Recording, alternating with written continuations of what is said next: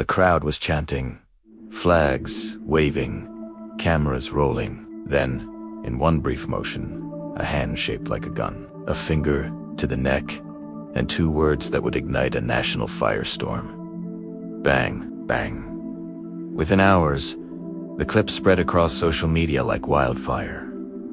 The woman in the video, a Chicago elementary school teacher. The man she appeared to mock, Charlie Kirk, the conservative activist whose assassination on September 10, 2025, had already fractured a grieving nation. By sunrise, the next day, her name, Lucy Martinez, was trending across every platform, her classroom under siege from online mobs, and her career hanging by a thread. What began as a street corner protest had exploded into a defining flashpoint in America's war over speech, morality, and the limits of outrage. On September 10, 2025, the United States was stunned when Charlie Kirk, founder of Turning Point USA, was shot and killed during a debate at Utah Valley University in Orem, Utah. Witnesses say the 31-year-old was struck in the neck by a bullet fired from an elevated position. Police arrested 22-year-old Tyler Robinson, who remains in custody awaiting trial. Investigators have not confirmed a definitive motive, though evidence suggests the attack was politically motivated.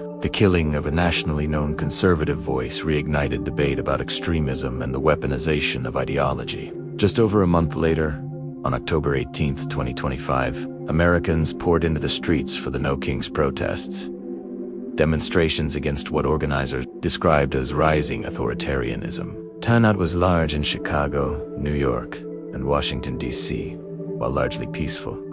The marches were charged with emotion. The country was still raw from the Utah shooting. Amid the sea of signs and chants, one moment changed everything. Lucy Martinez, a K-8 STEM teacher at Nathan Hawley Elementary School in Chicago, was filmed standing among protesters, flag in hand, when she suddenly lifted her fingers like a pistol, aimed at her neck, and pulled an imaginary trigger. Witnesses heard her shout, "Bang, bang." 2 millions online. The meaning was unmistakable. She was mocking the way Kirk had died. Some observers later claimed a pickup truck carrying a pro-Kirk flag passed moments before the gesture, an act of provocation that sparked her reaction. Others argued the gesture was sarcasm, not celebration. But the nuance was lost in the flood of outrage that followed. The video, first posted by the account at that 84BULLNOSE on Instagram and X, amassed millions of views within a single day. Conservative commentators such as Benny Johnson and End Wokeness amplified it, calling for her firing and labeling it the moral collapse of American education. A 10-second clip had become a national scandal, and a test case for how far free speech can go before it crosses into moral territory. Should she lose her job? In the aftermath, talk shows and political panels echoed the same question. Should Lucy Martinez lose her job? Supporters said she acted in poor taste, but still had the right to express political opinions outside of work. Critics countered that teachers are entrusted with modeling decency and that mocking a murder, intentional or not, violated that trust. Martinez teaches science and technology to children between the ages of 5 and 13. Some of the most impressionable minds in Chicago's public school system. Parents demanded her removal, and the Chicago Public Schools CPS confirmed it had opened an internal investigation, emphasizing its duty to maintain a safe and inclusive learning environment. As of October 23, 2025, CPS has not announced any disciplinary action. Sources close to the district suggest Martinez has been placed on administrative leave pending review, a standard step in cases involving public controversy. What followed was chaos. Nathan Hawley Elementary's website and social media pages were taken offline after the school received threats and harassment. A completely different Nathan Hawley Elementary in Schaumburg, Illinois was also flooded with angry messages until officials issued a clarification that they had no employee by that name. Meanwhile, several unrelated individuals named Lucy Martinez reported being doxxed and harassed on Facebook. "Please check names before attacking people," one pleaded. The clip had escaped its original context and taken on a life of its own. An example of how a single viral moment can spiral into real-world consequences. By the following morning, The video of Lucy Martinez had become impossible to avoid. Major networks replayed it on loop. Conservative commentators called it proof of moral decay in public education, while progressive voices urged caution, warning against trial by a viral clip. At the center of it all was a single question. Was this free speech or a breach of public trust? Chicago public schools moved quickly to confirm that it was conducting an internal investigation, though the district declined to comment on any potential disciplinary action. In an official statement, CPS reiterated its commitment to maintaining a safe and inclusive learning environment free from harassment or bias. Behind the scenes, insiders reported that Martinez had been placed on administrative leave pending review, a routine step for any case involving public controversy. The incident spiraled far beyond the school walls. Parents demanded accountability, while other teachers, union representatives, and free speech advocates rallied behind Martinez's right to personal expression outside of school hours. Some parents said they feared sending their children back to class until the issue was resolved. Others worried that the frenzy itself, not the gesture, was teaching children the wrong lesson: how to hate. Martinez herself went silent. Neighbors described her as terrified and devastated, reportedly staying off social media after receiving threats. Her family's home address began circulating online. In a painful irony, several unrelated women named Lucy Martinez were also doxxed and harassed, prompting public pleas for restraint and fact-checking before judgment. Meanwhile, Nathan Hale Elementary's website and social media remained offline. Even a separate Nathan Hale Elementary in Schaumburg, which merely shared the same name, had to issue a statement clarifying it had no connection to the controversy. The outrage machine had found its next target, and it didn't care about collateral damage.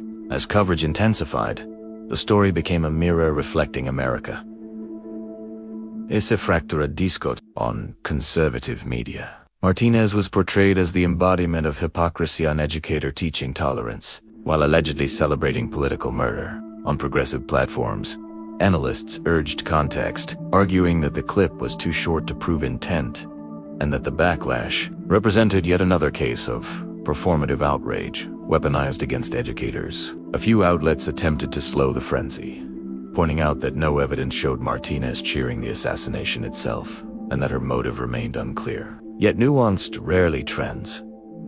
Within hours, hashtags like #fire Lucy Martinez and #protect free speech battled for dominance online. Each side saw the other as proof of everything wrong with the country.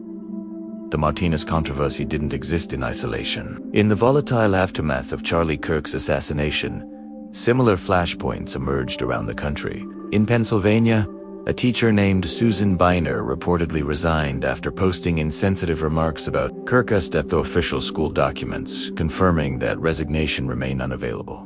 At Syracuse University, Professor Fahina Sultana faced fierce criticism after online posts interpreted as disrespectful toward Kirk's passing, though the university has not confirmed any suspension or disciplinary action. Together, these incidents painted a troubling picture of polarization. Educators, once symbols of civic guidance, now drawn into the political crossfire. As Outrage grew, Turning Point USA, the organization Kirk founded in 2012, stepped into the spotlight. Its new leadership condemned Martinez's gesture, calling it a glimpse into what America's classrooms have become. A tweet by Ryan Fournier, founder of Students for Trump, went viral. The most vile reactions to Charlie's murder have almost all come from public school teachers and professors. That tells you everything about what our children are facing. Supporters of the movement echoed the call for accountability. Meanwhile, free speech advocates countered that firing a teacher for off-duty expression could set a dangerous precedent. The debate wasn't merely about Martinez.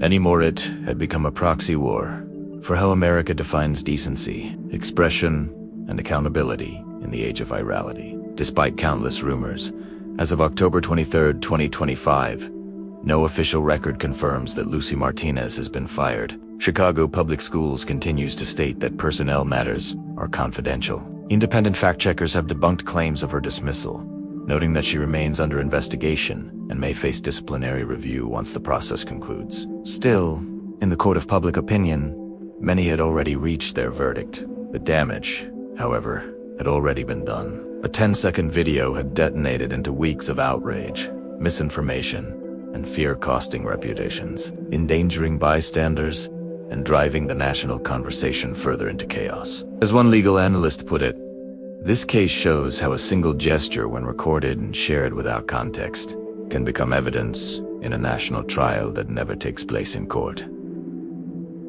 Excellent. Here's part 3, the final section of your investigative documentary style feature. This part concludes the story with an introspective cinematic finish, examining the legal gray area, social implications, and the dangerous normalization of outrage and political violence, while keeping every claim factual and up to. As the outrage over Lucy Martinez continued, a quieter debate emerged among lawyers, educators, and civil rights experts.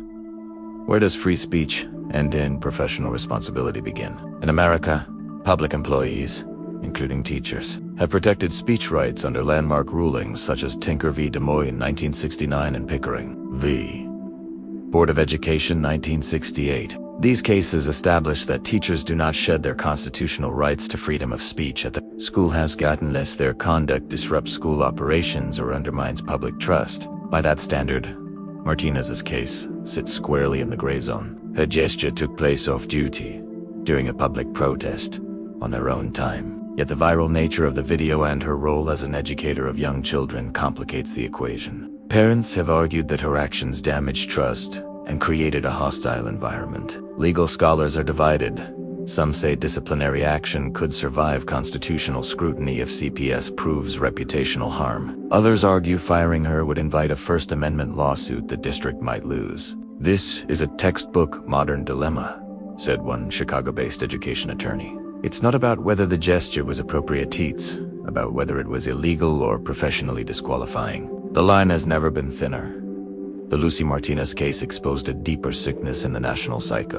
Culture quick to vilify, slow to understand, and eager to destroy. When Charlie Kirk was assassinated in Utah, both supporters and opponents mourned what his death represented.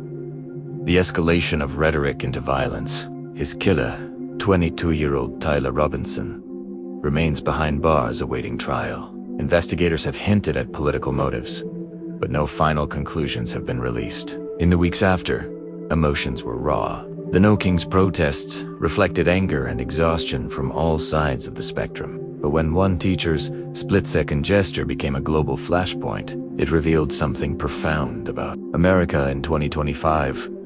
We are living in an age where outrage spreads faster than truth and empathy, moves slower than anger. The Lucy Martinez controversy now sits at the crossroads of education, politics, and the digital age. Her case raises hard questions. Can teachers express political views without fear of losing their jobs? Should moral judgment be based on viral perception rather than confirmed intent? And most importantly, what happens to democracy when disagreement turns into dehumanization? Even veteran union leaders found themselves walking a tightrope. Randy Weingarten, president of the American Federation of Teachers, said she found the mocking reactions to Kirk's death deeply inappropriate, yet warned that educators must retain their right to political expression as citizens. Her comment underscored the fragile balance between accountability and freedom. Meanwhile, Turning Point USA, the organization Kirk founded in 2012 at just 18 years old, continues to grow under new leadership, with hundreds of active college and high school chapters nationwide. The group's messaging has only intensified since his assassination, framing his death as a symbol of the dangers of political hatred. Supporters view him as a martyr for free speech. Critics see the movement's response as exploiting tragedy for influence. Either way, the conversation around Charlie Kirk and now Lucy Martinez has come to define the political zeitgeist of 2025. The internet never forgets. Even if Lucy Martinez is cleared by CPs, her name will remain linked forever to those 10 seconds of footage. Her career, once defined by teaching STEM to Chicago's youth, now lives in the archives of digital controversy, a cautionary tale about the consequences of one viral moment. In a society where videos can ruin lives faster than courts can convene, justice has become secondary to emotion. Doxing, threats, and misinformation have replaced due process. And as algorithms reward outrage, empathy struggles to keep up. As one media analyst put it, We used to destroy careers with evidence. Now, we do it with retweets. Charlie Kirk's assassination and the Lucy Martinez scandal are not just separate tragedies, they're chapters in the same story. A nation losing its ability to disagree without destruction. Kirk's legacies. Willingness to debate opponents, to hand him a microphone and say "convince me," was rooted in the belief that ideas, not violence, should win. Martinez's jester, whether born of anger, irony, or impulse, became a symbol of how easily that belief can be lost. So, what kind of country do we want to become? One where political violence and public humiliation replace dialogue, or one where we can still argue fiercely, passionately even, offensively without crossing into cruelty? Because if America can no longer tell the difference between disagreement and dehumanization, then the real casualty isn't a teacher or a talk show host. It's the soul of the discourse itself.